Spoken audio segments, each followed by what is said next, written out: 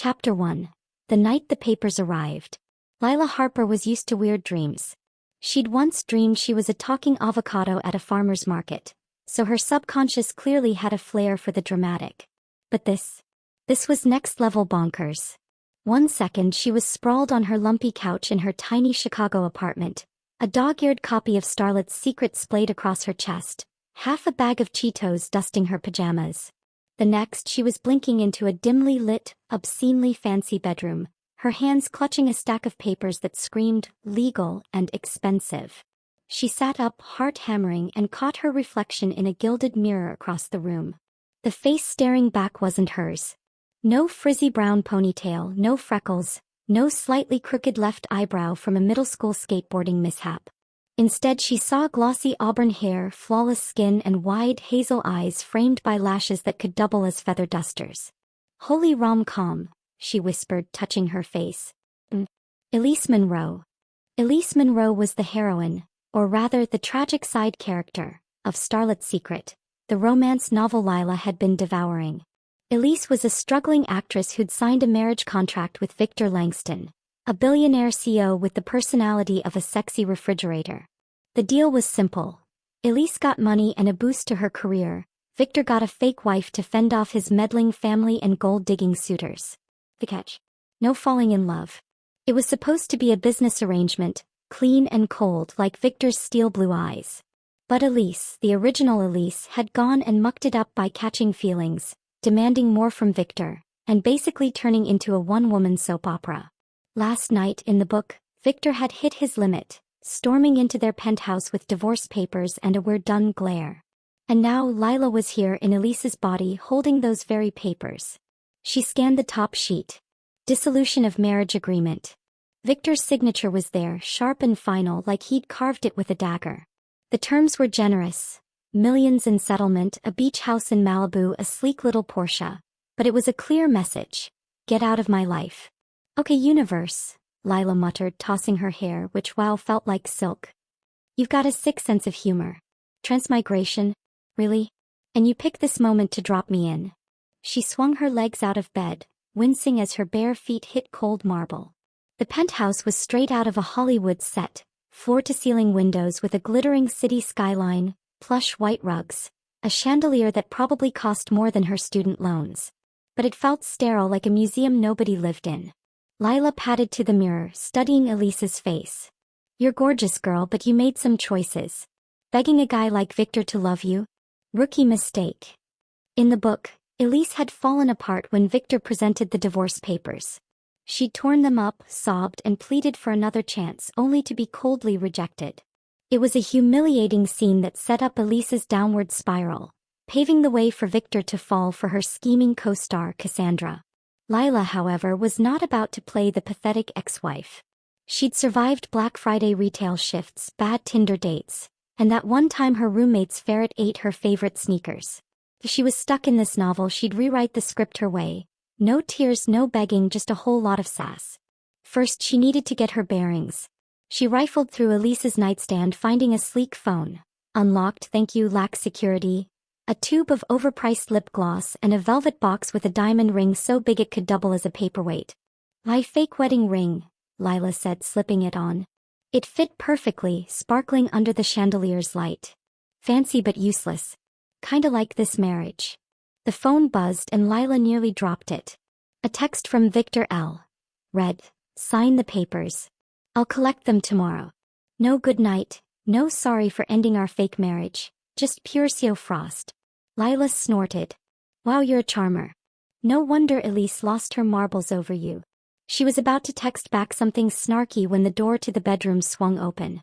Lila yelped, clutching the divorce papers like a shield. There in the doorway stood Victor Langston himself, all 6'2" of him, looking like he'd stepped out of a GQ cover shoot. Dark hair swept back, jawline sharp enough to cut glass, and a tailored suit that hugged his frame in ways that should be illegal. His blue eyes locked onto her, cold and unyielding like a glacier with a grudge. "Have you signed?" he asked, his voice low and clipped, like he was addressing a disobedient intern. Lila's brain short-circuited for a split second, because wow, he was hot, but she recovered fast, channeling every rom-com heroine she'd ever loved. She leaned against the bedpost, cocking her head. Good evening to you too, sunshine. Want some tea before we dive into the breakup, or are you in a rush to freedom? Victor's brow twitched, the only sign he was thrown off. Elise, don't start. This is what you wanted. You pushed me to this. Pushed you? Lila said, raising an eyebrow. She had no memory of Elise's tantrums, but the book had described them in cringeworthy detail. Public scenes, late-night calls, demands for real love. She decided to roll with it. Okay, maybe old Elise was a bit extra. But new Elise? Chill. So let's talk this out like adults. Or at least like people who've seen a rom-com. Victor stared, his expression unreadable. You're different tonight. New day, new me, Lila said, tossing the papers onto the bed with a flourish. Look, I'll sign your little freedom ticket, but not like this. You can't just barge in, drop a bomb, and expect me to scribble my name while you loom like a sexy vampire. I deserve a proper send-off. Sexy vampire? Victor repeated, his voice flat but his eyes narrowing. Lila grinned, unfazed. Don't pretend you don't know. You've got the whole brooding, mysterious thing down pat. But seriously, how about a farewell dinner? You know, for closure. You owe me that much for putting up with your icy CO vibes. Victor crossed his arms, his suit jacket straining against his shoulders. Lila tried not to notice. Why would we do that? This marriage was a contract, nothing more. You broke the rules. The no-love rule, yeah, I read the fine print, Lila said, waving a hand. But I'm not asking for love, buddy. I'm asking for steak. Your call. You're the billionaire. He didn't move, but his gaze flicked over her, like he was trying to figure out if she'd been replaced by an alien. Lila held her breath, hoping her bluff wouldn't backfire. In the book, Victor was ruthless. Once he decided something, he didn't budge. But she wasn't Elise, and she wasn't going down without a fight. Or at least a free meal. Finally, Victor exhaled, a sharp sound that was almost a sigh. Fine. One dinner. Tomorrow night. Then you sign. Lila clapped her hands, beaming. Deal. La belle étoile, 7 o'clock. Don't be late, husband. She winked, mostly to see if she could make him flinch. He didn't, but his jaw tightened and he turned to leave without another word.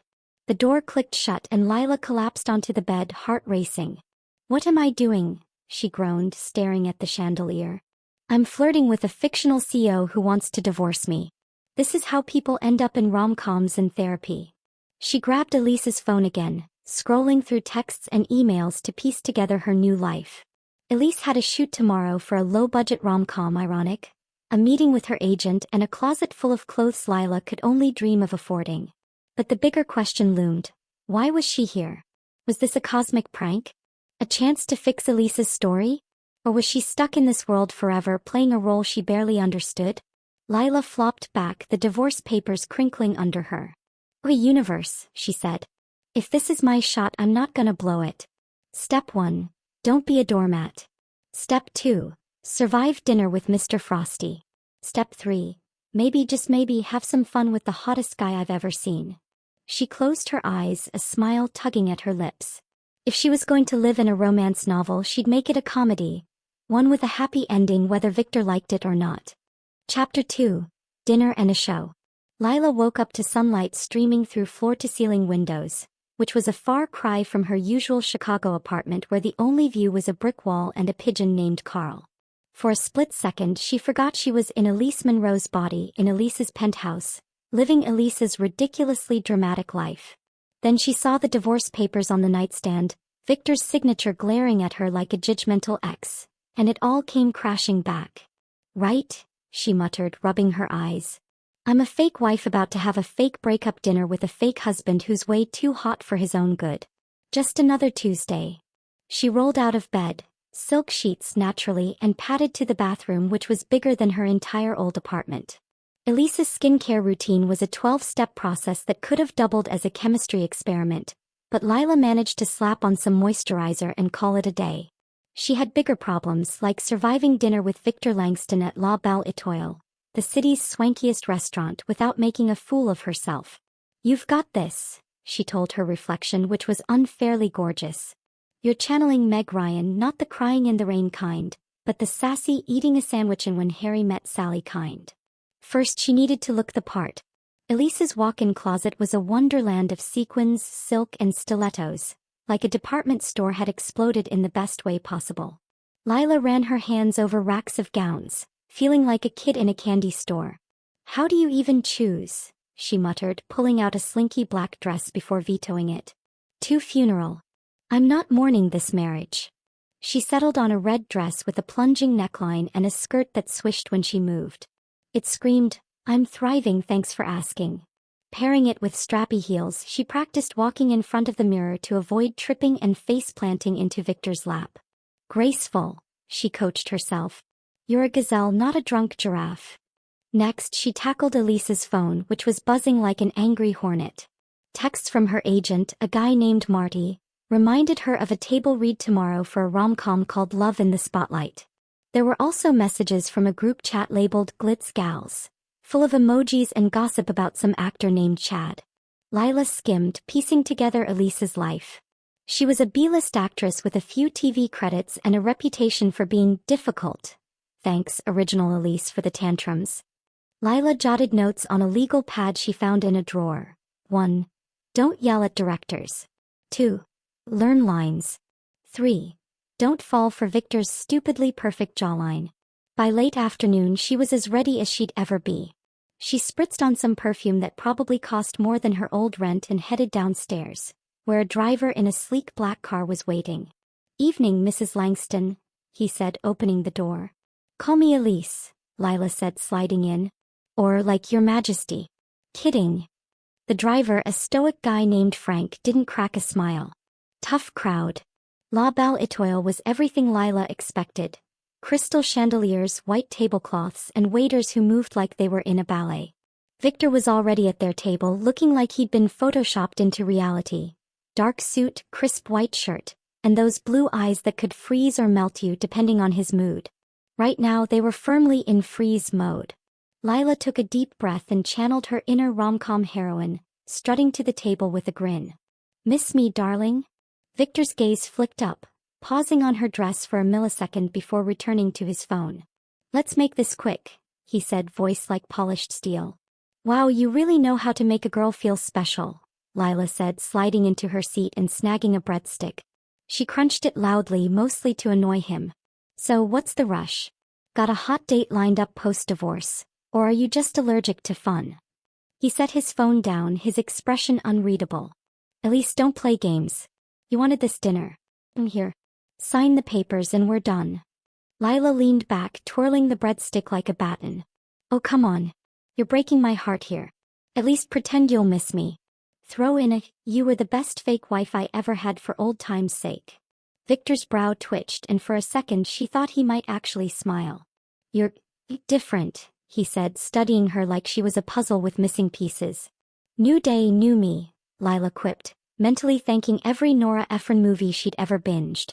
In Starlet's Secret, Elise was a clingy mess, always chasing Victor's approval. Lila, however, was going for witty and confident, with just a dash of unhinged charm. "Look, I get it. Old Elise was a bit intense. But I'm turning over a new leaf. So let's enjoy this meal, toast to our fake marriage, and part as frenemies." "Deal." The waiter appeared, pouring wine with the grace of a swan. Lila raised her glass. "To freedom, right? You get your bachelor pad back and I get, well, a yacht according to these papers."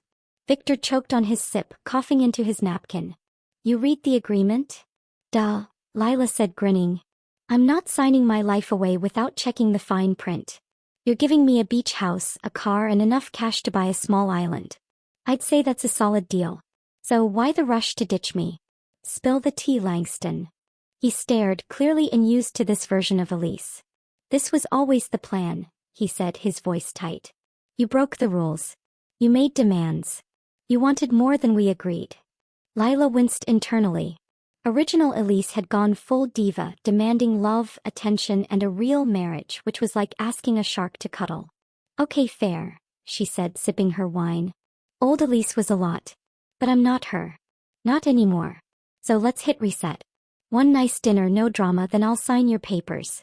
Pinky swear." Victor's eyes narrowed like he was waiting for the catch. "You're serious?" "As serious as this overpriced breadstick," Lila said, waving it for emphasis. Now what's good here? I'm thinking steak, but I'm open to suggestions. You're the one with the Forbes cover, Mr. Moneybags.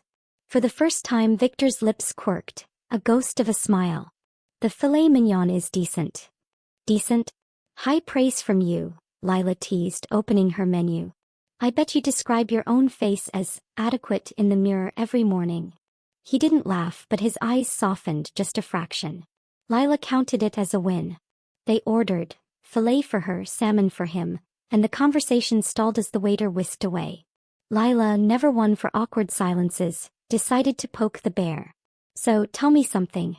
Why'd you pick me, or Elise, for this fake marriage gig? I mean, you could have hired a model or a socialite. Why a random actress? Victor leaned back, swirling his wine. You were convenient, he said. Your career was floundering. You needed the boost. And you agreed to the terms. Ouch, Lila said, clutching her chest. Convenient? That's cold even for you. I'm at least like moderately charming, right? He raised an eyebrow.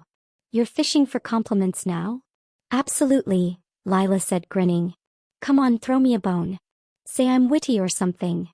You're persistent, he said, his tone dry but his eyes glinting with something dangerously close to amusement. I'll take it, Lila said, clinking her glass against his. The food arrived and she dove in, moaning dramatically at the first bite of steak. Hey, this is worth getting divorced for. You should have led with this place.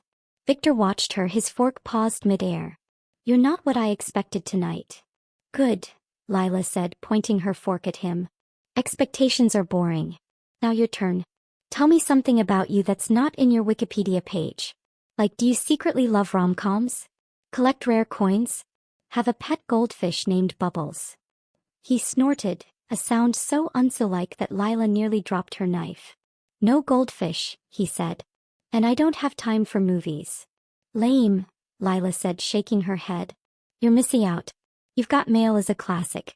We should, never mind. She caught herself, remembering they weren't actually friends, just two people playing roles until the ink dried on their divorce. Victor tilted his head. What? Nothing, Lila said quickly, stuffing her mouth with mashed potatoes. Her heart was doing a weird fluttery thing and she needed to shut it down. Victor was hot, sure, but he was also a walking red flag. Cold, controlling, and allergic to feelings. Falling for him would be like original Elise 2.0, and Lila was not here for that plot twist. To steer things back to safe territory, she launched into a story about Elise tripping over a prop on set, which was actually a memory of Lila spilling coffee on a customer during a hectic barista shift. So there I am, covered in latte, and the director's yelling, "Cut!" like I planned it, she said, waving her hands for effect. Total disaster, but I laughed it off. What's your most embarrassing moment, Langston? He stared like she'd asked him to solve world hunger. I don't have embarrassing moments. Bull, Lila said, leaning forward. Everyone does. Come on, spill. Did you trip at a board meeting? Call your teacher mom in school? I won't tell Forbes. He hesitated, then said, when I was 12 I tried to impress a girl by riding my bike no-handed. Crashed into a mailbox. She laughed for a week. Lila burst out laughing, nearly knocking over her wine. Oh my God, I can see it. Little Victor, all serious, eating dirt in front of his crush. That's gold. He didn't smile, but his eyes crinkled and Lila felt a dangerous warmth in her chest. By dessert, a chocolate lava cake she insisted they share, she'd coaxed a half-smile out of him, which felt like winning an Oscar. When the bill came, she slid the divorce papers across the table, her heart inexplicably heavy. Your move, Langston. Victor looked at the papers, then at her, his expression unreadable. You're really okay with this? Lila forced a grin, channeling her best rom-com bravado. Peachy. Sign away, big guy. I've got a beach house to decorate.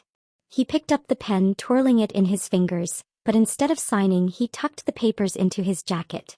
We'll talk tomorrow, he said, standing. Lila blinked, thrown off. Wait, what? You're stalling? Is the ICCO getting cold feet? He didn't answer, just nodded at the waiter and headed for the door. Lila scrambled to follow, her heels clicking on the polished floor. Outside, the night air was crisp and Victor's car was already waiting. You're infuriating, you know that? She called after him. He glanced back, a ghost of a smirk on his lips. Good night, Elise. Lila stood there watching his car pull away, her mind spinning. Was Victor Langston, the guy who'd written emotionally unavailable into his character description, actually hesitating? Or was this just another power move? One thing was clear. This story wasn't following the book's script anymore, and Lila had no idea what the next chapter held. Chapter 3, The Contract Conundrum. Lila woke to the insistent buzz of Elise's phone, which was apparently allergic to silence. She groaned, rolling over in the cloud-like bed, still not used to the fact that she was waking up in a penthouse instead of her cramped Chicago apartment with its leaky faucet and questionable carpet stains. The phone screen glowed with notifications, text from her agent, a reminder about a table read for Love in the Spotlight, and a group chat called Glitz Gals, blowing up with gifs of dancing cats. What even is my life now? Lila muttered, rubbing her eyes. I'm a fake wife, a fake actress, and apparently a fake cat meme enthusiast.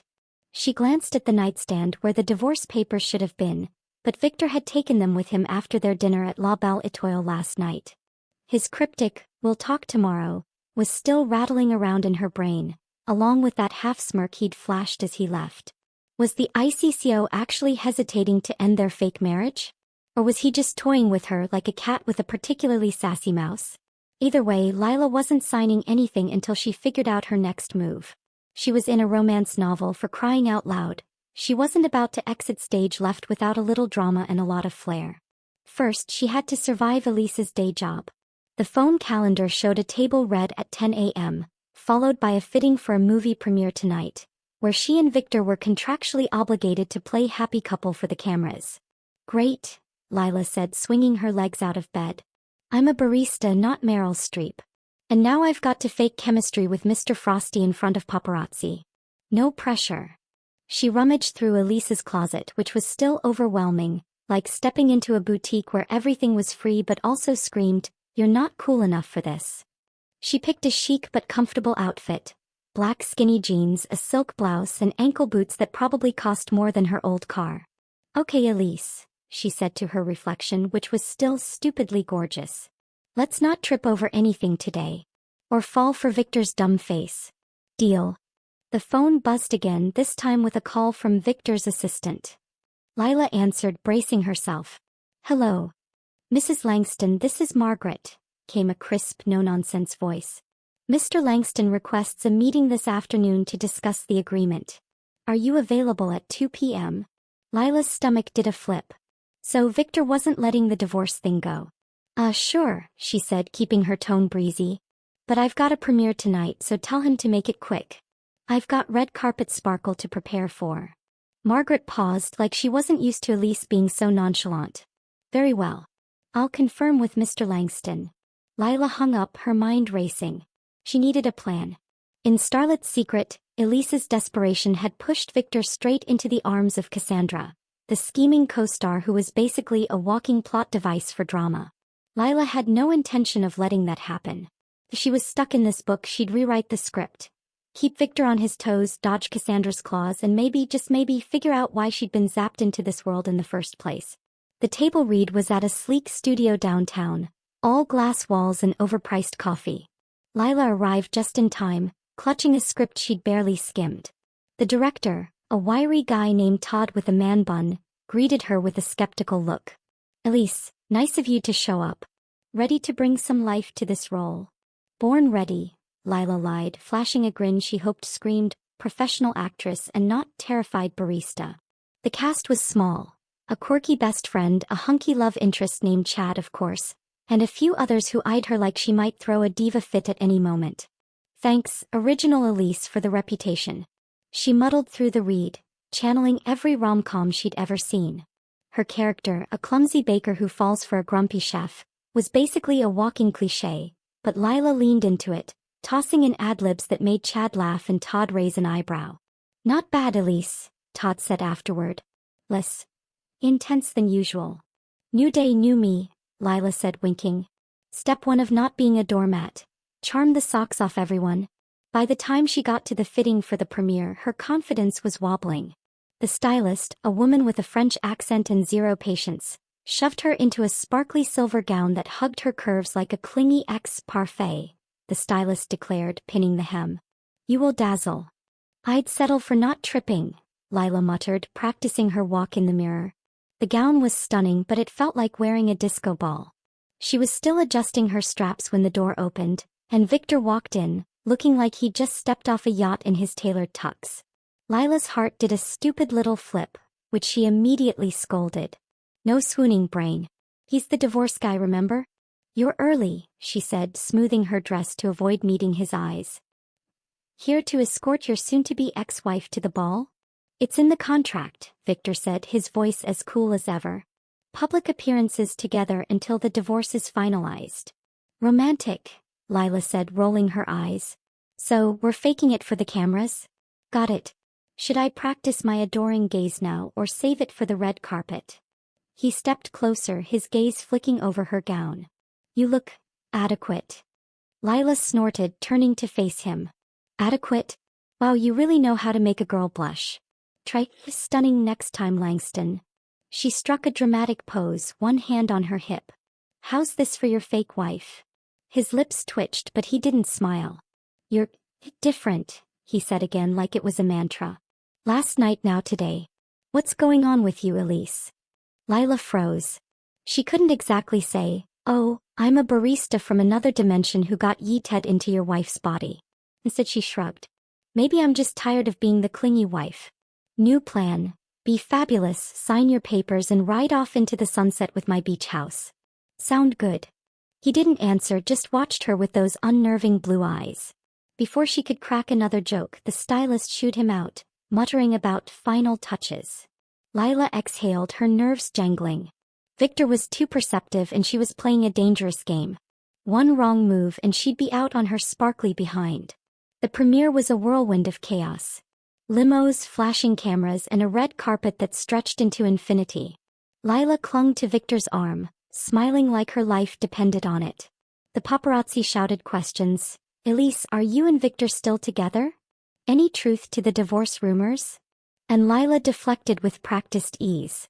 We're just enjoying the night, she called, tossing her hair.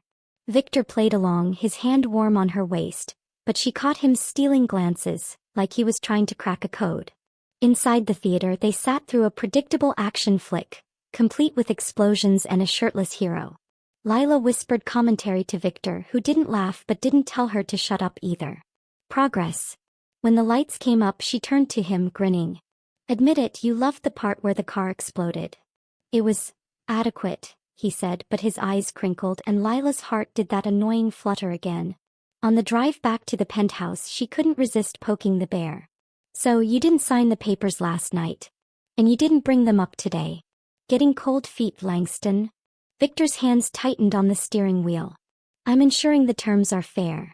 Fair. Lila laughed, kicking off her heels and propping her feet on the dashboard, ignoring his frown. You're giving me a mansion and a Porsche. That's like fairy tale fare. So what's the real deal? You secretly love my sparkling personality now. He scoffed, but there was a flicker of amusement in his eyes. You're delusional. And you're blushing, Lila shot back, grinning. Don't worry, I won't tell the tabloids. But seriously, what's the hold-up? You were all gung-ho about divorcing me yesterday. He didn't answer, just stared at the road like it held the secrets of the universe. Lila leaned back, her mind spinning. In the book, Victor was a man of action. Decisive, ruthless, done with Elise by chapter 10. But this Victor? He was stalling and she didn't know why. Was it her charm? Her sass? Or was he just waiting for her to slip up so he could swoop in with a gotcha? Fine, keep your secrets, she said, crossing her arms. But I'm warning you, I'm a pro at fake dating now. Those paparazzi ate it up tonight. We're basically the Brangelina of fake marriages. Brangelina? He repeated, one eyebrow raised. Oh, come on, Lila said, laughing. You're a billionaire, not a hermit. You know pop culture. Or do you just sit in your fancy office all day, counting your money like Scrooge McDuck? He didn't laugh, but his lips quirked again and Lila mentally high-fived herself. She was getting under his skin and it felt good. Maybe too good. As they pulled up to the penthouse, she realized she was enjoying this. Enjoying him, way more than she should. The no-love rule was starting to feel like a tightrope and Lila was no acrobat. Inside, she kicked off her heels and flopped onto the couch, the silver gown pooling around her like liquid starlight. Victor lingered by the door, his tux still annoyingly perfect. "Good night, Elise," he said, his voice softer than usual. "Night, Langston," Lila called, waving without looking up. "Dream of me. Or at least of exploding cars." He didn't reply, but she heard the door click shut. She stared at the ceiling, her heart doing that stupid flutter again. "Get it together, Lila," she muttered. "He's the divorce guy. You're the sassy ex-wife. No catching feelings. That's how you end up in a sequel called Heartbreak Hotel." But as she drifted off, the memory of his almost smile lingered, and she couldn't shake the feeling that this story was veering off script in the best and most dangerous way possible. Chapter 4. The plot thickens. Lila woke up to the smell of coffee, which was confusing because she hadn't stumbled to a coffee maker yet, and Elise's penthouse didn't exactly scream self-serve breakfast. She blinked, rubbing her eyes, and realized she was still in the plush wonderland of Elise's bed, the city skyline glittering through the windows like a screensaver. The coffee aroma was coming from a tray on the nightstand, complete with a silver carafe, a croissant, and a single rose in a crystal vase. "Okay," Lila muttered, sitting up. "Either I'm in a five-star hotel or someone's trying to butter me up." A note in crisp handwriting sat next to the tray. "Elise, meeting at 10 a.m. Contract. Don't be late. V." Lila snorted, grabbing the croissant and taking a bite. "Wow." Victor arose in a bossy note. "You're really sweeping me off my feet." She wasn't sure if the gesture was sweet or strategic, but it was definitely messing with her head. Last night's premiere had been a whirlwind. Flashing cameras, Victor's hand on her waist, that almost smile that kept sneaking onto his face. He was supposed to be the cold CEO signing her divorce papers, not sending her breakfast with flowers. This was not in the starlet's secret script. She checked Elise's phone, which was, as usual, a notification nightmare. Texts from her agent, Marty, raved about her new energy at the table read, while the Glitz Gals chat was buzzing about the premiere photos already splashing across tabloids. One headline caught her eye: "Elise Monroe and Victor Langston, still crazy in love?" The attached photo showed her laughing on the red carpet, Victor's arm around her, his eyes locked on her like she was the only person in the room. "Oh, come on," Lila groaned, tossing the phone onto the bed. "We're faking it, universe. Don't make it weird." But it was getting weird. Victor's hesitation to sign the divorce papers, his cryptic comments, that stupid crinkle in his eyes when she teased him, it was all throwing her off. In the book, Victor was a straight line. Marry Elise for convenience, dump her when she got clingy, fall for Cassandra, the scheming co-star who was basically a human plot twist. Lila's job was to derail that ending, keep Victor from Cassandra's clutches, and maybe figure out why she'd been zapped into this novel in the first place. Falling for Victor herself? Not on the agenda. She'd seen enough rom-coms to know that catching feelings for a guy like him was a one-way ticket to a montage of crying in the rain. She dressed for the meeting in a sharp blazer and skirt combo, channeling her inner legally blonde Elle Woods, professional but with a side of sass. The coffee and croissant gave her the courage to face Victor, who was waiting in his sleek office downtown, all glass and steel and "I'm richer than God" vibes. He stood behind a massive desk, looking like he'd been carved from marble, his navy suit doing unfair things to her resolve. "Morning, sunshine," Lila said, flopping into a leather chair. "Nice rose. Very bachelor finale of you." Victor's brow twitched, but he didn't take the bait. "Let's keep this brief," he said, sliding a folder across the desk. "The divorce terms. I've had my lawyers review them again." Lila leaned forward, resting her chin on her hand. "Again? You're stalling, Langston. What's the deal? Afraid you'll miss my sparkling wit." He didn't smile, but his eyes flicked to her lips for a split second, and Lila's heart did a traitorously fluttery thing. "I'm ensuring everything's in order," he said, his voice cool. "You've been unpredictable lately." "Unpredictable? Moi?" Lila gasped, clutching her chest. "I'm just trying to survive this fake marriage without tripping over my own ego. You're the one sending me breakfast and staring at me like I'm a math problem you can't solve." He stiffened like she'd caught him red-handed. "I'm not staring." "Oh, you so are," Lila said, grinning. "Admit it, you're starting to like me. It's okay, I'm very likable. Ask anyone at my old Starbucks job. I was employee of the month like twice." Victor's lips twitched and Lila mentally high-fived herself. Cracking his icy exterior was becoming her favorite sport. But before she could push further, the door opened, and in sauntered Cassandra Vale, Elise's co-star and the book's resident villainess. She was all long legs, platinum hair, and a smile that could cut glass. Lila's stomach sank. "Here we go." "Victor, darling," Cassandra purred, gliding over to kiss his cheek. "I was in the building and thought I'd drop by." Her eyes slid to Lila, cool and calculating. "Elise, you're looking vibrant." "Cassandra," Lila said, matching her sugary tone. "You're looking like you just stepped out of a perfume ad." Love the vibe. In the book, Cassandra was a master manipulator, cozying up to Victor while sabotaging Elise's career. Lila wasn't about to let her waltz in and steal the show. Cassandra's smile didn't falter, but her eyes narrowed. "I saw the premiere photos. You two are quite the couple. Almost convincing." "Oh, we're pros at convincing," Lila said, looping her arm through Victor's. He stiffened but didn't pull away, which she counted as a win. "Right, honey?" Victor's jaw tightened, but he played along, his hand settling on hers. "Elise is full of surprises," he said, his tone dry but his grip warm. Cassandra's eyes flickered with something dangerous, but she laughed, light and tinkling. "Well, I'm hosting a charity gala tomorrow night. You must come, both of you. It's for a good cause and the press will love it." "Sounds fun," Lila said before Victor could decline. "We'll be there, dazzling as always." "Right, Victor?" He shot her a look that said, "What are you doing?" but nodded. "We'll see." Cassandra smirked like she just won a round and sashayed out, leaving a cloud of jasmine perfume in her wake. Lila let go of Victor's arm, exhaling. "Hey, she's trouble. In the book. In my professional opinion, she's gunning for you." Victor raised an eyebrow.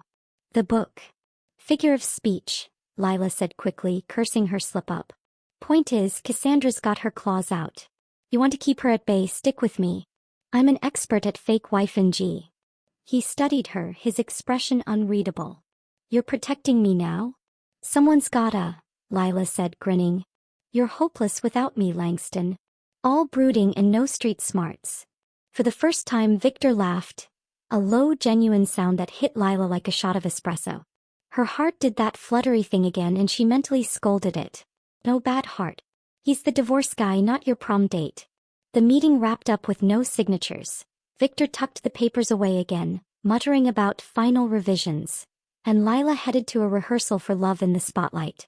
She nailed her lines mostly by quoting Clueless and hoping nobody noticed, and even got a laugh from Chad, the hunky co-star.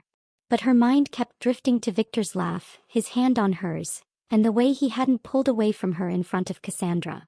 That night at the charity gala, Lila was in full rom-com mode, wearing an emerald green gown that made her feel like a glamorous forest sprite. Victor, in another unfairly perfect tux, escorted her through a sea of champagne flutes and fake laughs. Cassandra was everywhere, schmoozing with reporters and throwing sultry glances at Victor. Lila countered by being extra, draping herself on Victor's arm, laughing loudly at his dry comments and whispering, "Smile, honey, or the tabloids will say you're constipated." "You're ridiculous," Victor muttered, but he was smiling and Lila's heart did that stupid flip again. When they hit the dance floor, contractually obligated of course, Lila decided to push her luck. "So level with me," she said, swaying to the music, his hand warm on her waist. "Why haven't you signed those papers? You're not secretly in love with me, are you?" He missed a step, nearly stepping on her toes. "Don't flatter yourself," he said, but his eyes were too intense, like he was seeing her for the first time.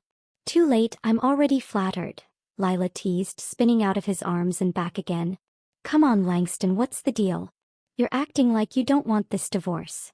He didn't answer, just pulled her closer, his breath warm against her ear. "Maybe I'm not sure what I want anymore." Lila's heart stopped, then started again at double speed. This was not the Victor from the book. This was her Victor, and she was in serious trouble. "Careful," she said, forcing a laugh. "You're starting to sound like a rom-com hero, and I'm not equipped for that plot twist." He smirked, but his hand lingered on her waist as the song ended, and Lila knew she was walking a tightrope. Cassandra was watching from across the room, her smile sharp enough to cut diamonds, and Lila had a sinking feeling the real drama was just beginning. Chapter 5. The rom-com turn. Lila was starting to think the universe had a personal vendetta against her. Waking up in Elise Monroe's body, dodging divorce papers and fake flirting with Victor Langston was one thing.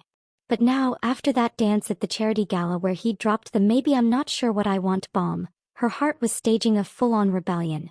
"Nope," she muttered, glaring at her reflection in Elise's gilded bathroom mirror. "You are not falling for the brudicio. That's how you end up in a montage with sad violin music and a tub of ice cream." She splashed cold water on her face, hoping to shock some sense into herself. Last night Victor had been different. Less icy, more human, with that low laugh and those lingering looks that made her feel like the heroine in a Nora Ephron flick. But this was Starlet's secret, not Sleepless in Seattle. In the book, Victor was destined to ditch Elise for Cassandra, the platinum-haired schemer who'd been eyeing him like a prize at the gala. Lila's mission was to derail that plot, keep Victor from signing the divorce papers, and maybe figure out why she'd been yeeted into this novel. Catching feelings? Not part of the plan. Elise's phone buzzed, pulling her out of her spiral. A text from Marty, her agent, read, "Great job at the gala. Tabloids are eating up you and Victor. Keep it up at the photo shoot today." Lila groaned. Another public appearance with Victor, this time for a magazine spread about power couples. Because nothing says romance like contractually obligated PDA. She raided Elise's closet, picking a flowy sundress that screamed effortless charm, but was secretly chosen for its stretchy waistband, because Lila planned to stress-eat her way through this day. She was halfway through a second croissant. Victor's breakfast trays were becoming a dangerous habit, when the phone rang. Victor's assistant again. Lila sighed, answering, "Let me guess, Margaret. His Majesty wants another meeting." "Mrs. Langston," Margaret said, her voice as crisp as a winter morning, "Mr. Langston requests your presence at the photo shoot at noon. He also asks that you refrain from wearing anything too distracting." Lila snorted, crumbs flying. "Distracting? Tell him I'll wear a potato sack if he stops sending me cryptic flowers. What's next? A love poem tucked into my coffee?"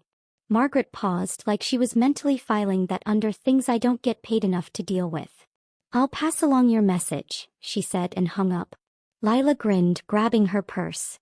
If Victor wanted not distracting, she'd give him the opposite. Time to channel her inner clueless Cher Horowitz and make him sweat. The photo shoot was at a rooftop studio with a view of the city that screamed money. Victor was already there in a charcoal suit that should have been illegal, talking to the photographer like he was negotiating a merger. Lila strutted in, her sundress swishing, and tossed him a wink. "Ready to play happy couple, honey?" His eyes flicked over her, lingering on the dress's low neckline before snapping back to her face. "You're late," he said, but his voice lacked its usual edge. "Fashionably late," Lila corrected, plopping onto a velvet couch set up for the shoot. "So what's the vibe? Lovey-dovey? Smoldering? Or should we go for, we're definitely not getting divorced?" The photographer, a hipster named Zoe with a nose ring, laughed. "I like her energy. Let's start with some casual intimacy. Victor, put your arm around her." Victor complied, his arm sliding around Lila's shoulders, warm and steady. She leaned into him, mostly for the cameras but also because he smelled like cedar and bad decisions. "Smile, Langston," she whispered. "Or the tabloids will say you're allergic to joy." He didn't smile, but his thumb brushed her shoulder, sending a shiver down her spine. "You're impossible," he murmured, low enough that Zoe couldn't hear. "And you love it," Lila shot back, grinning for the camera. The shoot was a blur of poses. Sitting close, gazing into each other's eyes, her hand on his chest like they were about to slow dance into a sunset. Lila played it up, tossing her hair and throwing out one-liners, but Victor's intensity was throwing her off. Every time their eyes met, it felt less like acting and more like something else. By the time Zoe called a break, Lila was a jittery mess. She grabbed a water bottle and retreated to a corner, trying to calm her traitorously fluttery heart. Victor followed, leaning against the wall beside her. "You're good at this," he said, his voice softer than usual. "At what? Faking it?" Lila said, taking a swig of water. "I've had practice. You know, retail smiles, bad first dates, pretending I'm not terrified of this whole actress thing." He tilted his head, studying her. "You're not like the Elise I married." Lila's heart skipped. She couldn't tell him she was literally a different person, so she deflected. "Maybe you just didn't notice how awesome I am." "Your loss, Langston." He didn't laugh, but his eyes crinkled and Lila cursed her stupid heart for noticing. Before she could say something dumb like, "Kiss me, you idiot," Zoe called them back for more shots. The rest of the shoot was torture. Victor's hand on her waist, his breath on her neck, his stupidly perfect face too close for comfort. Afterward, Lila needed air, so she dragged Victor to a dive bar she'd spotted on the way to the studio. "No more fancy restaurants," she declared, pushing open the door to a place that smelled like beer and regret. Victor, in his $1,000 suit, looked hilariously out of place as they slid into a sticky booth. "This is your idea of fun?" he asked, eyeing the neon jukebox like it might bite him. "Yup," Lila said, ordering 2 beers from a waitress who looked like she'd seen it all. "Loosen up, Langston. Life's not all boardrooms and divorce papers. Live a little." He took a sip of beer, grimacing like it was poison. "This is terrible." "That's the charm," Lila said, clicking her bottle against his. "Hey, Spill. What's the deal with you? You're stalling on the divorce, sending me flowers, and now you're drinking cheap beer with me. Are you having a midlife crisis at 30? "I'm 32, he said, but his lips twitched. "And I'm not stalling." "Liar," Lila said, leaning forward. "You didn't sign last night or at the meeting or yesterday. Sup? Scared you'll miss my dazzling personality?" He looked at her, really looked, and for a second the bar's noise faded. "You're different," he said again, like it was the only explanation he had. "You're not the Elise who begged me to stay. You're fun." Lila's heart did a backflip and she mentally slapped it. "Careful, that's almost a compliment," she said, forcing a grin. "But don't get too attached. I'm still signing those papers. Eventually." He didn't reply, just sipped his beer, his eyes never leaving hers. The air felt charged, like the moment before a kiss in a rom-com, and Lila panicked. She changed the subject, challenging him to a game of darts. "Loser buys the next round," she said, hopping up. "You're on," he said, and for the first time he sounded like he was actually enjoying himself. By the end of the night they were tipsy, laughing and, oh no, holding hands as they stumbled back to the car. Lila's head was spinning, and not just from the beer. Victor was supposed to be the cold CEO, not the guy who missed 3 darts in a row and laughed when she teased him about it. "You're a disaster," she said, giggling as they leaned against his car. "Says the woman who threw a dart at the wall." He shot back, his hand still in hers. She looked up at him, his face softened by the streetlights, and her heart screamed, "Kiss him." Her brain thankfully was louder. "Danger zone, Lila. No love rule, remember?" She pulled her hand away, laughing to cover the awkwardness. "Okay, champ, let's get you home before you challenge me to a dance-off." He smirked, but there was something in his eyes, something warm and dangerous, that made her wonder if she was already in too deep. Back at the penthouse, Lila collapsed onto the couch, her mind a mess. She was supposed to keep Victor from Cassandra, not fall for him herself. But the way he'd looked at her, the way he'd laughed, it was rewriting the story in ways she hadn't planned. "Get it together, Lila," she muttered, staring at the ceiling. "You're the sassy ex-wife, not the lovesick heroine. Stick to the script." But as she drifted off, the memory of his hand in hers lingered, and she had a sinking feeling the script was about to get a major rewrite. Chapter 6. The Almost Kiss. Lila Harper was officially at war with herself, and her heart was staging a full-blown coup. She stood in Elise Monroe's marble-floored bathroom, glaring at her reflection. Those flawless cheekbones, those hazel eyes that weren't hers, that glossy auburn hair that mocked her frizzy ponytail days. "Listen up, you traitor," she hissed, pointing at the mirror. "You are not falling for Victor Langston. He's a fictional CEO with a divorce agenda and a face that should come with a warning label. Get it together, or we're starring in tragic love story instead of rom-com central." Last night's dive bar adventure had been a mistake of epic proportions. Victor, in his stupidly perfect suit, laughing at her terrible dart throws, holding her hand as they stumbled out into the night. It was like the universe had hired a Hollywood scriptwriter to sabotage her. She'd transmigrated into Starlet's secret to rewrite Elise's doomed arc, not to swoon over the guy who was supposed to dump her for Cassandra, the scheming co-star. But her heart, that dumb, fluttery traitor, kept replaying the way Victor's eyes had softened, the way his thumb had brushed her knuckles, the way he'd said, "Maybe I'm not sure what I want anymore," at the gala.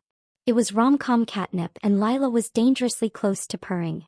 She splashed cold water on her face, hoping to drown her feelings, but they just bobbed back up like a persistent rom-com montage. On one hand she was Lila Harper, practical barista, queen of bad Tinder dates and survivor of retail hell. She knew better than to fall for a guy like Victor, cold, controlling and allergic to emotions in the book. Her plan was clear. Keep him from signing the divorce papers, derail Cassandra's schemes, and maybe figure out why she'd been zapped into this novel. Falling in love was not on the script. It was the one rule Elise had broken, and it had led to heartbreak and humiliation. Lila wasn't about to repeat that mistake. On the other hand, Victor wasn't acting like the book's Victor anymore. He was stalling on the divorce, laughing at her jokes, drinking cheap beer with her like a normal guy.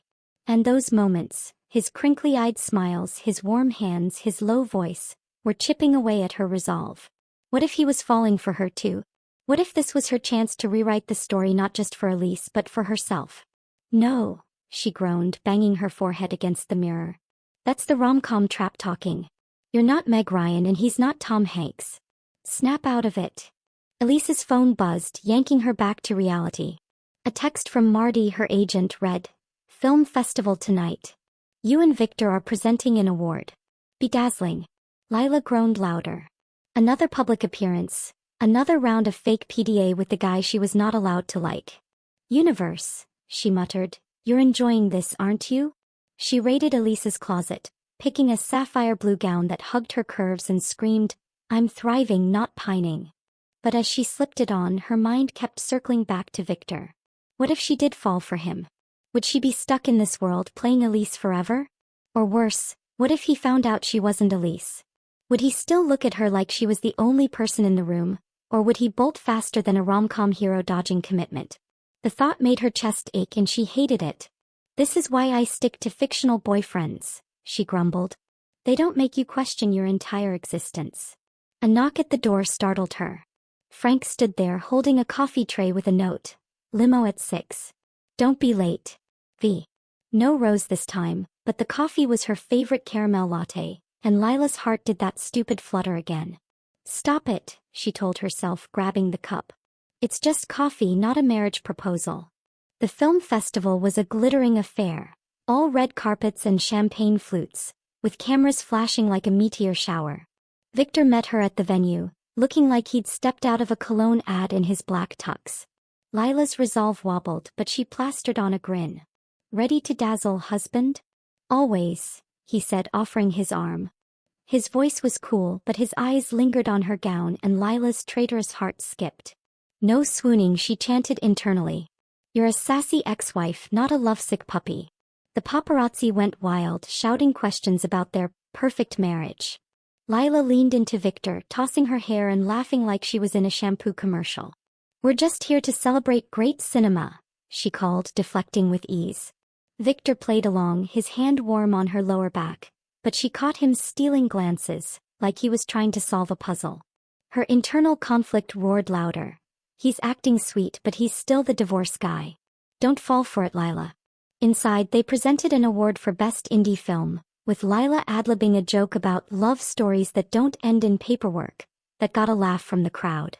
Victor's lips twitched and she felt a dangerous thrill. After the ceremony, they were whisked to a rooftop after-party, where Cassandra Vale was holding court, her platinum hair gleaming under the string lights. She spotted them and glided over, her smile sharp enough to cut glass. Elise, Victor, you're the talk of the night, Cassandra purred, kissing Victor's cheek a little too close to his mouth. Lila's hackles rose, but she kept her cool. That award speech was cute, Cassandra added, her eyes sliding to Lila. You're full of surprises lately. Gotta keep things fresh, Lila said, looping her arm through Victor's. Right, honey. He didn't pull away, his hand settling on hers, and Lila's heart did a backflip despite her brain's protests. Cassandra's smile tightened. Well, Victor, don't forget our lunch tomorrow. We need to discuss that charity project. Her tone was all business, but her eyes screamed, I'm coming for you. Lunch, Lila said, raising an eyebrow. Wow, you move fast. Should I reserve a spot for the paparazzi? Cassandra laughed, but it was brittle. Oh, Elise, you're so witty. She excused herself, sashaying away, and Lila exhaled. She's trouble, Lila whispered to Victor. In my expert opinion, she's got her sights on you. Stick with me and I'll keep her claws off. Victor's brow furrowed. You keep mentioning a book. What's that about? Lila's stomach dropped. She'd slipped up again. Just a metaphor, she said quickly, laughing it off. You know, life's like a story and Cassandra's the villain. Classic plot twist. He didn't look convinced, but he let it go, guiding her to the bar. As they sipped cocktails, Lila's internal conflict bubbled up. She wanted to tell him the truth, that she was Lila, not Elise, that she was terrified of falling for him, that she didn't know if she belonged in this world. But how do you say, I'm a transmigrated barista who's rewriting your novel, without sounding like you need a padded room? Instead, she deflected with humor, challenging him to name the worst movie he'd ever seen.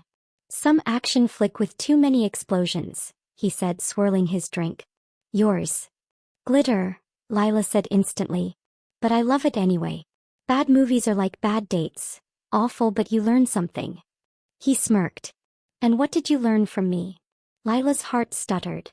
That you're not as cold as you pretend, she said before she could stop herself. His eyes locked on hers and the air felt electric, like the moment before a rom-com kiss. Her brain screamed abort mission, but her body leaned closer, drawn to him like a moth to a very sexy flame. The moment was shattered by Cassandra, who reappeared with a photographer in tow. Picture time, she chirped, shoving between them. Let's get the happy couple. Lila gritted her teeth, but Victor's hand found hers, squeezing lightly. They posed, her smile strained, his expression unreadable. Cassandra lingered, throwing Victor a look that said, "You're mine." Lila's internal conflict hit fever pitch. She wanted to protect Victor from Cassandra, but she also wanted to protect herself from him. Falling for him would break the no-love rule, and she wasn't sure she could handle the fallout. Later, as they left the party, Lila decided to take control. We need to talk, she said, pulling Victor aside on the rooftop, the city lights twinkling below. About the divorce. And us. He crossed his arms, his tucks straining against his shoulders. Us. Yeah, Lila said, her voice wavering. You're stalling and I'm confused. You're supposed to be the cold CEO signing papers and moving on. But you're acting like you might. She stopped, her heart pounding. Don't say it, Lila. Don't ask if he's falling for you. Like I might what? Victor prompted, stepping closer. His voice was low, his eyes intense, and Lila's resolve crumbled. Like you might not want this divorce, she blurted. And it's freaking me out because I'm not supposed to feel. She clamped her mouth shut, horrified. Her internal conflict was spilling out, raw and messy. She wanted him, but she was terrified. Of losing herself in Elise's life. Of breaking the rule that had destroyed the original Elise. Of waking up back in Chicago with nothing but a broken heart. Victor's expression softened and he reached for her hand. Elise, Don't, Lila said, pulling back. Don't say something that'll make this harder. I'm signing those papers, okay? Eventually. But not tonight. She forced a laugh, trying to salvage her rom-com bravado. Let's just keep faking it for now. Deal. He didn't answer, just watched her with those unnerving blue eyes. Then slowly he nodded. Deal. They drove back to the penthouse in silence, Lila's mind a battlefield. She wanted to kiss him, to tell him everything, but the no-love rule loomed like a neon warning sign. As she curled up in Elise's bed, her heart whispered, what if he's worth breaking the rule for? Her brain shot back, then you're screwed because this isn't your story.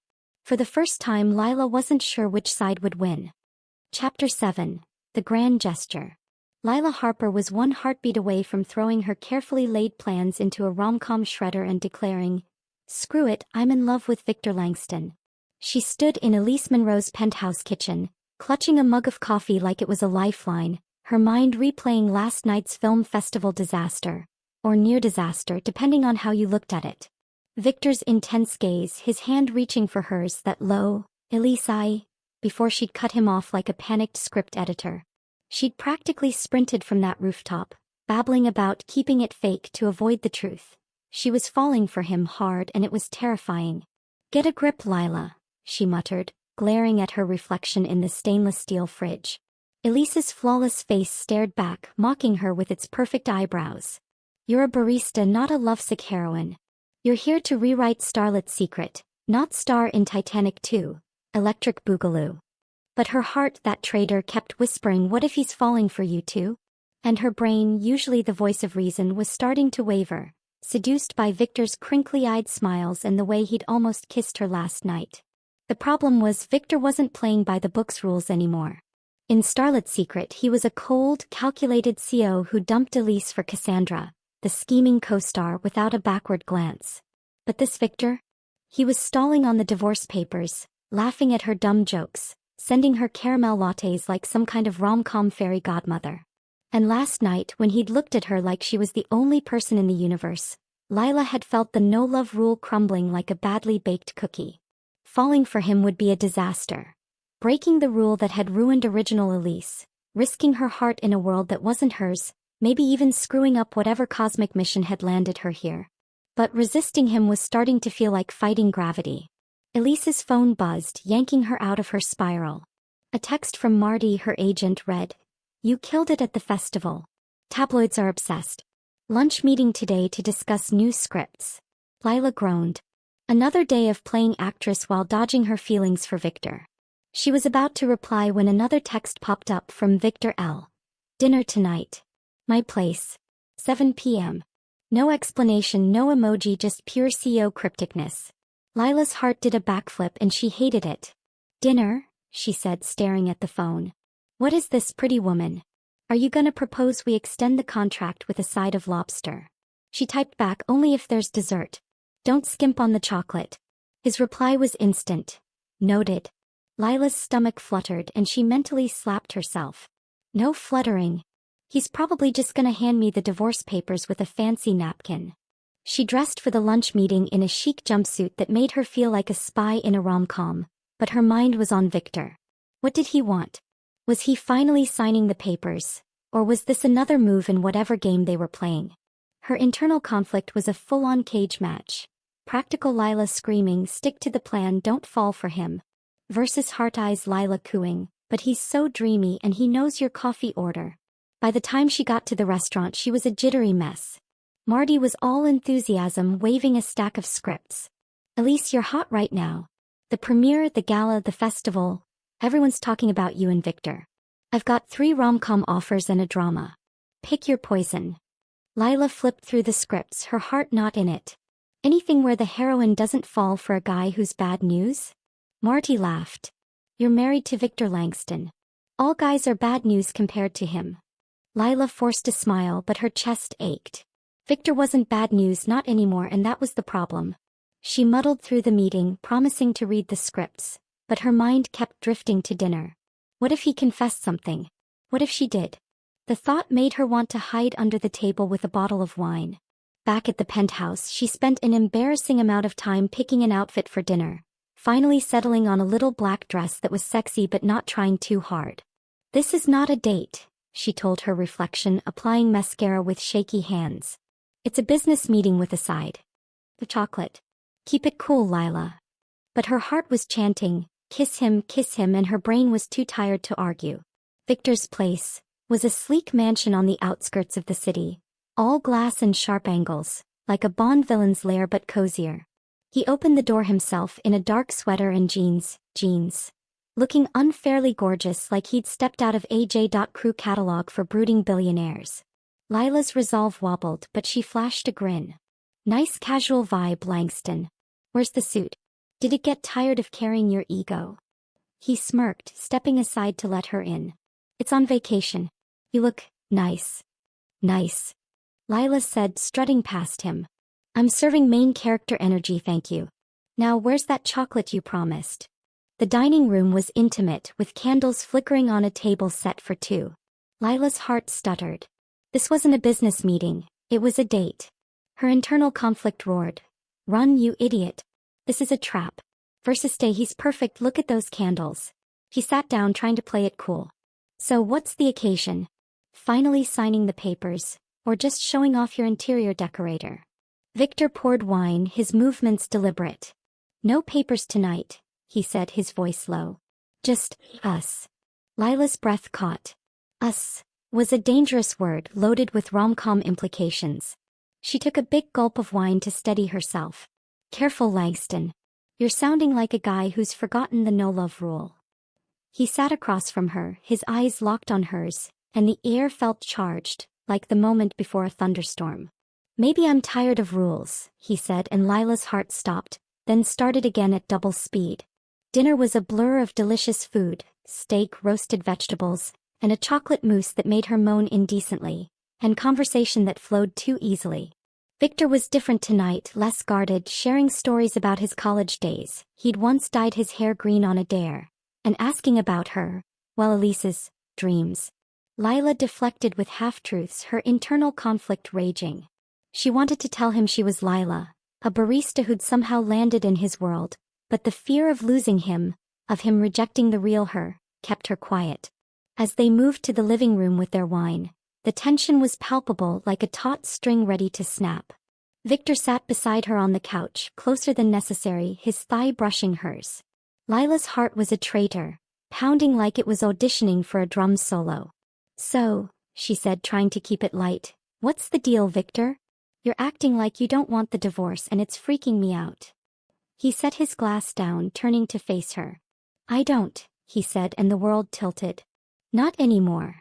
Lila's mouth went dry. "What? You're not the Elise I married," he said, his voice low and intense. "You're alive. You make me laugh. You challenge me. I didn't expect to." He stopped, his jaw tightening, but his eyes said everything. He was falling for her too. Lila's internal conflict hit critical mass. Practical Lila screamed, "This is a disaster. He's breaking the rule and you're about to follow." Heart eyes Lila countered, "He's perfect and you're already gone, just kiss him." She wanted to run, to hide, to protect herself from the heartbreak that loomed like a rom-com third-act breakup. But she also wanted him. His laugh, his warmth, the way he looked at her like she was his whole world. "Why not?" she whispered, her voice trembling. "Why don't you want it?" He leaned closer, his breath warm against her cheek. "Because you're infuriating, stubborn, and real. I didn't know I needed that until you." Lila's heart screamed yes, but her brain flashed every warning sign it knew. "He thinks you're Elise. He doesn't know you're Lila. This isn't your story." She opened her mouth to stop him, to say something snarky and break the spell, but then his hand cupped her face, his thumb brushing her lip, and every coherent thought vanished. "Victor," she breathed, half warning, half plea. "Tell me to stop," he said, his voice rough, his eyes searching hers. She couldn't. Her heart won and she leaned in, closing the gap. His lips were soft, warm, and everything she'd been fighting against.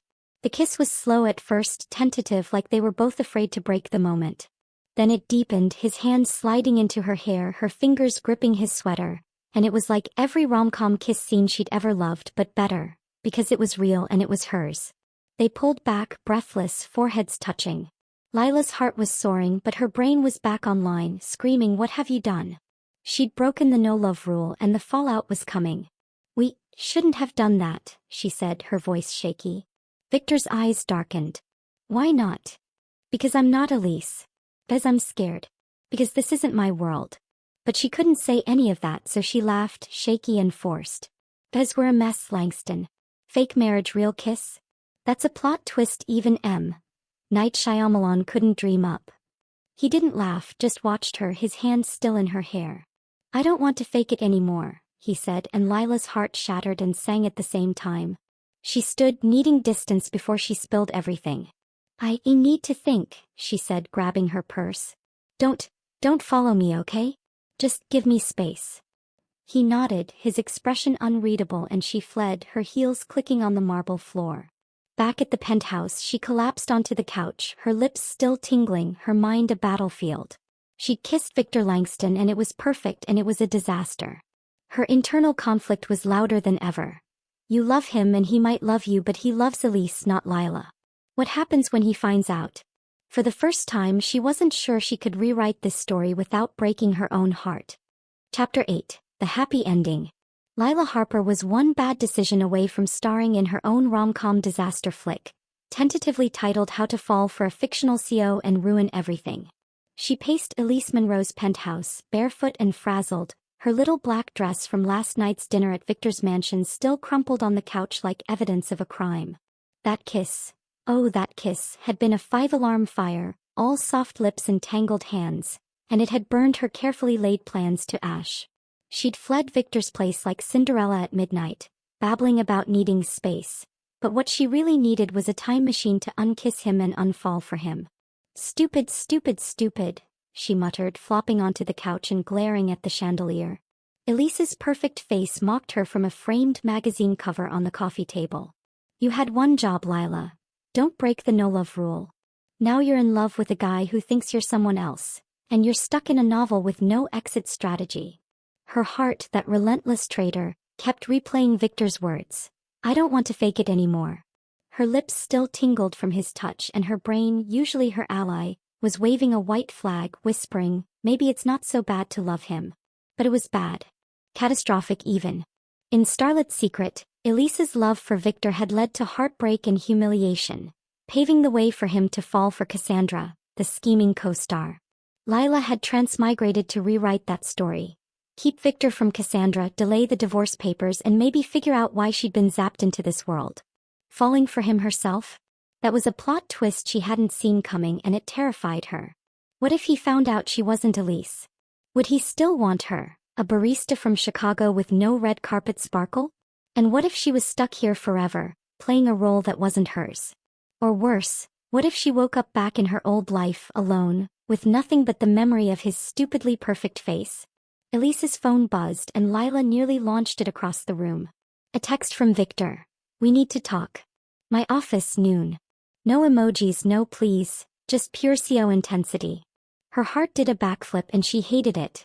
Talk? She said, staring at the screen. What's there to talk about? Hey, I kissed you and now I'm having an existential crisis. He typed back, only if you bring coffee. I'm running on fumes. His reply was instant. Caramel latte. Be there. Lila groaned, burying her face in a pillow. He knew her coffee order. This was how rom-com heroines got sucked into happy endings they didn't deserve. She dressed for the meeting in a red blazer and pencil skirt, channeling working girl era Melanie Griffith. Sharp, confident, ready to fake it till she made it. But her nerves were a mess, her internal conflict a screaming match. Practical Lila yelling, run you idiot. He's a heartbreak waiting to happen. Versus Heart Eyes Lila cooing, he's your soulmate and you kissed him and it was magic. By the time she reached Victor's downtown office, all glass and steel and billionaire swagger, she was one deep breath away from bolting.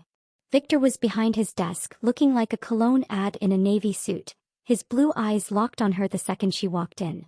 The air crackled with tension, like the moment before a rom-com confession scene, and Lila's heart pounded. You brought coffee? She asked, aiming for casual but sounding like she'd just run a marathon. He gestured to a caramel latte on the desk, his expression unreadable. Sit, he said, his voice low and dangerous, like he was about to negotiate her heart instead of a merger. Lila perched on the edge of a leather chair, clutching the coffee like a shield. So about last night, she started, forcing a grin. Great kiss, solid 10 out of 10, but let's chalk it up to wine and bad decisions, yeah? Victor leaned forward, his hands clasped, his gaze so intense it could have melted steel. I don't think it was a bad decision, he said, and Lila's breath caught. I meant what I said, Elise. I don't want the divorce. I want you. Lila's heart screamed yes, but her brain flashed every warning sign it knew. He thinks you're Elise. This isn't your story. You're breaking the rule. She laughed, shaky and forced. Wow, Langston, you're going full rom-com hero now. Next, you'll be chasing me through an airport with a boombox. He didn't smile, just stood and rounded the desk, stopping inches from her. The air was electric, charged with everything unsaid. I'm serious, he said, his voice rough. You've changed me. You're not the Elise I married, you're better. You're real and I... He stopped, his jaw tightening, but his eyes said it all. He was in love with her. Lila's internal conflict hit fever pitch.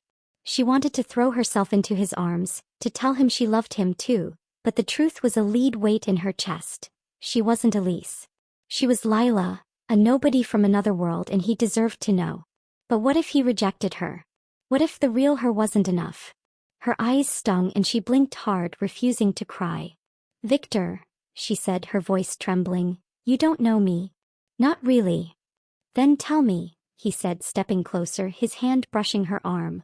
The touch sent sparks through her and her resolve wobbled. Who are you, Elise? Because whoever you are, I want you. Lila's heart shattered and sang at the same time. She opened her mouth to confess, to spill the truth about her transmigration, her real name, her fear of losing him, but the words wouldn't come. Instead she stood, closing the gap between them, her hands fisting in his jacket. "You're making this so hard," she whispered, her voice breaking. "Then let it be hard," he said, his hand cupping her face, his thumb tracing her cheek. "Just don't run again." The tension snapped like a taut string and Lila surged forward, kissing him like it was the last scene of a movie. His lips were warm, urgent, tasting of coffee and desperation, and she poured everything into it. Her love, her fear, her hope that maybe, just maybe, this could be real. His arms wrapped around her, pulling her flush against him, and the kiss deepened, a wildfire of need and longing. Her hands slid into his hair, his fingers dug into her waist, and for a moment the world was just them, no rules, no secrets, no divorce papers. They broke apart, breathless, foreheads pressed together. Lila's heart was soaring, but her brain was back online, whispering, "You still haven't told him." She pulled back, her hands still on his chest, his heartbeat racing under her palms. "Victor," she said, her voice shaky, "I need to tell you something." He frowned, his hands still on her waist. "What?" She took a deep breath, ready to confess. "I'm not Elise, I'm Lila, I'm from another world." When the door burst open and Cassandra Vale strutted in, her platinum hair gleaming, her smile sharp as a knife. "Am I interrupting?" she purred, her eyes flicking between them. Lila's stomach dropped. "Perfect timing, universe." "Cassandra," she said, stepping away from Victor but keeping her tone sugary. "Don't you knock." Cassandra laughed, gliding closer. "I was in the building, thought I'd drop by. Victor, we need to finalize that charity deal." Her gaze slid to Lila, venomous. "Elise, you look flushed." Victor's jaw tightened, but he stayed close to Lila, his hand brushing hers. "We're busy," he said, his voice cold. "Make an appointment." Cassandra's smile didn't falter, but her eyes flashed. "Of course. But don't forget, Victor, I'm always here when you need me." She sashayed out, leaving a cloud of perfume and bad vibes. Lila exhaled, her moment of confession ruined. "She's like a villain in a soap opera," she muttered. "Does she ever quit?" Victor's lips twitched, but his eyes were serious. "What were you going to say?" Lila hesitated. The truth was still there, heavy and terrifying, but the kiss had changed something. She wasn't ready to risk losing him, not yet. "I'm scared," she admitted, her voice soft. It's messy and I don't know how it ends." He took her hand, his thumb brushing her knuckles. "Then let's figure it out together." Lila's heart melted and she nodded, too overwhelmed to argue. They left the office hand in hand and Lila decided to take a leap. "One more thing," she said, stopping in the lobby. "No more divorce papers. Let's tear them up. For real." Victor raised an eyebrow. "You're sure?" "Positive," she said, grinning. "I'm rewriting this story, Langston, and I want you in it." That night they stood on the penthouse rooftop, the city twinkling below, and tore the divorce papers to shreds, laughing as the pieces fluttered away like confetti. It was dramatic, cheesy, and perfectly rom-com, and Lila loved every second. Victor pulled her close, his arms warm against the night air. "You're trouble," he murmured, his lips brushing her forehead. "And you're stuck with me," she teased, tilting her face up. He kissed her again, slow and sweet, and Lila felt like the heroine in her own movie with no sad montage in sight. The next week was a whirlwind. Cassandra's schemes fizzled when Victor shut her down at a press conference, declaring, "My wife is the only partner I need." The tabloids went wild and Lila's career soared, landing her a lead role in a rom-com called Second Chances. Meta, right? She never told Victor the truth about her transmigration. She wasn't sure she ever would. But as they built a new life, no rules, just love, she felt like Lila and Elise were one and the same. A woman who'd found her happy ending.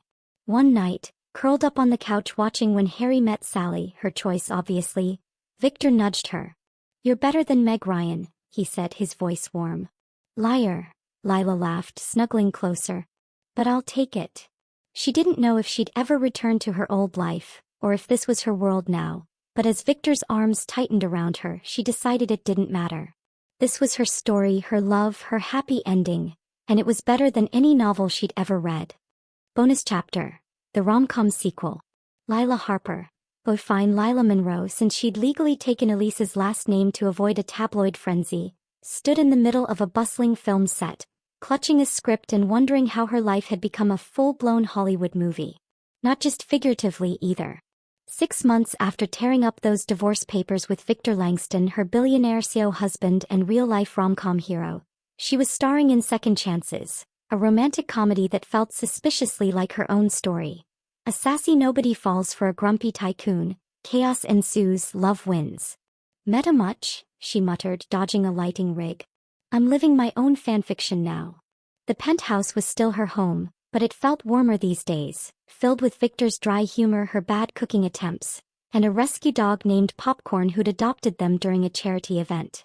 Life was good, great even, but Lila couldn't shake the feeling that the universe was waiting to throw another plot twist her way. She'd never told Victor the truth about her transmigration, that she was Lila, a Chicago barista zapped into Elise's body.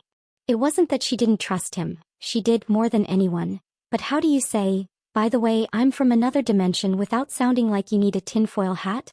So she'd buried it, hoping love was enough to bridge the gap between who she was and who he thought she was. Today's shoot was a scene where her character, a quirky baker, spills flour on the tycoon's suit, sparking their first fight. Lila nailed the lines, channeling her inner clueless Cher Horowitz, but her mind kept drifting to Victor. He'd been extra lately, sending her flowers for no reason, planning spontaneous dates, even joining her for a When Harry Met Sally rewatch without complaining. It was swoon-worthy, but it made her nervous. Was he planning something big like a vow renewal? Or was he sensing her secret, that tiny crack in their perfect love story? "Cut!" yelled the director Todd, snapping her back to reality. "At least that was gold. Take 5. Lila grabbed a water bottle, scanning the set. Victor was visiting today, a rare break from his CEO empire building, and the thought of seeing him in his suit all broody and perfect made her heart do that stupid fluttery thing. She spotted him by the craft services table, looking hilariously out of place as he politely declined a donut from an overeager intern. "Hey Langston," she called, strutting over. "Slumming it with us commoners?" He turned, his blue eyes crinkling in that way that still made her knees weak. "You're covered in flour," he said, brushing a streak off her cheek. His touch lingered, and the air crackled with that familiar rom-com tension. "Occupational hazard," Lila said, grinning to hide her racing pulse. "You here to critique my acting or just to distract me with your face?" "Both," he said, his voice low and teasing. "But mostly to invite you to dinner. Rooftop tonight. Just us." Lila's heart skipped. Another intimate dinner? Her internal conflict, that old frenemy, stirred. He's perfect and you love him, but you're still hiding the truth. She pushed it down, tossing her hair. "Only if there's chocolate. You know my terms." "Noted," he said, his smirk promising trouble. He leaned closer, his breath warm against her ear. "Wear something nice. I have a surprise." Lila's stomach did a backflip. "Surprise? Like a good one or a 'we're moving to Antarctica' one?" "You'll see," he said, pulling back with a look that was half smirk, half something deeper. He left her standing there, flustered and flour-dusted, as he headed out to conquer the corporate world or whatever CEOs did. The rest of the shoot was a blur, her mind spinning with possibilities. Was he proposing again? Planning a trip? Or, her heart clenched, had he figured out her secret? By the time she got home, she was a nervous wreck, rifling through Elise's closet for the perfect dress.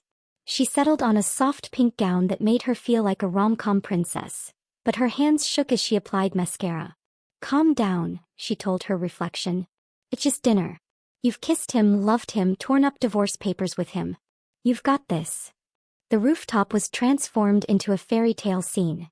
Twinkling lights, a table set for 2, a violinist playing something soft and swoony. Victor stood by the railing in a tailored suit that should have been illegal, looking like he'd stepped out of a Pride and Prejudice adaptation. Lila's heart stuttered and her internal conflict roared. Tell him the truth or you'll lose him. But how could she risk this love, this life, when it was everything she'd ever wanted? "Wow," she said, joining him. "You're pulling out all the stops. Should I be scared?" He smiled, but it was softer, almost nervous. "Maybe a little." He took her hand, leading her to the table. Dinner was perfect. Steak, wine, chocolate lava cake. But the tension was thicker than the frosting. Victor was quieter than usual, his eyes searching hers like he was trying to read her soul. "Okay, Langston," Lila said, setting down her fork. "Spill. What's the surprise? You're acting like you're about to propose or confess to a crime." He laughed, a low, genuine sound that made her heart ache. "No crimes," he said, standing and offering his hand. "Dance with me." Lila took his hand, her pulse racing as he pulled her close.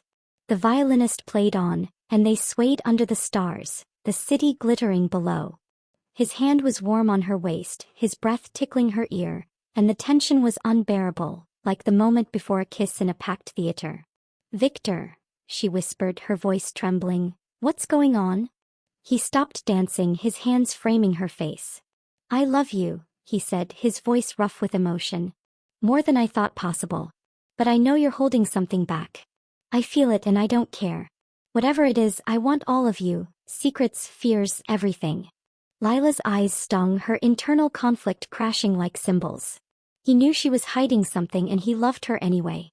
The truth, "I'm Lila, not Elise," burned in her throat, but fear held it back. What if he couldn't handle it?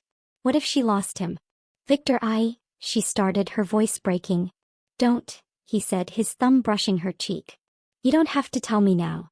Just stay with me. Be my wife for real, no contracts, no rules." Her heart shattered and sang, and she couldn't hold back anymore. She surged forward, kissing him like it was the climax of a movie, all passion and promise. His lips were warm, urgent, tasting of wine and love, and she poured everything into it. Her fear, her truth, her hope that this was enough.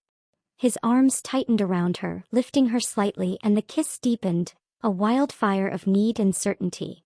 When they broke apart, breathless, foreheads touching, Lila felt like she'd finally found her place in this story. "I love you too," she whispered, tears spilling over. "And I'll stay. Always." He smiled, that crinkly-eyed smile that was hers alone, and pulled a small box from his pocket. Not a ring, thankfully, because she'd have passed out, but a delicate necklace with a star-shaped pendant. "For my star," he said, fastening it around her neck. Lila laughed, wiping her eyes. "You're so cheesy, Langston. I love it." They danced again, laughing and kissing under the stars, and Lila's internal conflict quieted, not gone but no longer a roar. She didn't tell him the truth that night, but she promised herself she would when the time was right. For now she was his wife, his love, his rom-com heroine, and that was enough. Months later, at the premiere of Second Chances, Lila walked the red carpet with Victor, popcorn's leash in one hand, his hand in the other. The tabloids called them Hollywood's golden couple, and for once she didn't mind. Cassandra had faded into obscurity, her schemes no match for their love. Lila's career was soaring, but her favorite role was still Victor's wife, teasing him over breakfast, kissing him under chandeliers, rewriting their story every day. As they watched the movie, Victor leaned close, whispering, "You're better than any heroine." "Liar," Lila whispered back, grinning. "But I'll take it." She didn't know if she'd ever return to Chicago or if this was her world forever, but as Victor's hand squeezed hers, she knew she was home. This was her happy ending, messy, magical, and perfectly rom-com.